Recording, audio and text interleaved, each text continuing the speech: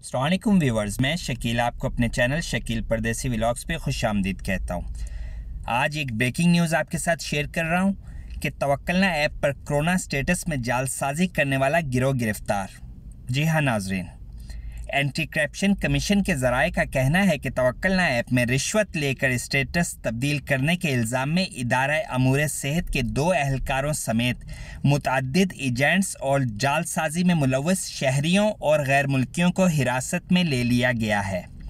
Saudi खबररसां agency SPA ने control and anti corruption commission के ज़राए के हवाले से खबर दी है कि कमीशन की तहकीकाती कमेटी ने सोशल मीडिया पर वायरल होने वाले जालसाजी के इश्तिहार का नोटिस लेते हुए मुल्ज़िमान की गिरफ्तारी के लिए कार्रवाई का आगाज़ किया।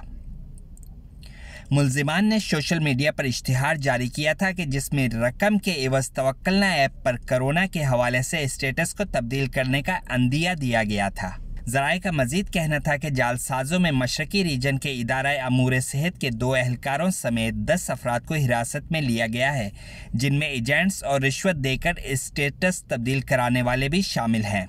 कमीशन के ज़राए की जानिब से जारी तफसीलात के मुताबिक मशरकी रीजन में इदारा अमूर सेहत के 2 एहलकारों के अलावा 6 सऊदी शहरी और 3 यमनी जबकि 1 शामी बाशिंदा मज़कूरा जालसाजी में मुलव्वस पाया गया। गिरफ्तार शुदगान में एजेंट और रिश्वत देकर तवक्कलना ऐप के स्टेटस को तब्दील कराने वाले भी शामिल हैं। मुल्ज़िमान के खिलाफ जालसाजी का मुकदमा दर्ज करके इन्हें तहकीकाती इदारे के सपुर्द कर दिया गया है। जालसाज तवक्कलना ऐप पर कोरोना वैक्सीन के हवाले से स्टेटस को तब्दील करते थे, जिससे ये ज़ाहिर होता था कि वैक्सीन लगाई जा चुकी है। जालसाजी में मुलव्वस इदारा अमूर सेहत के 2 एहलकारों में से एक मुल्ज़िम वैक्सीनेशन सेंटर का मुलाजिम था।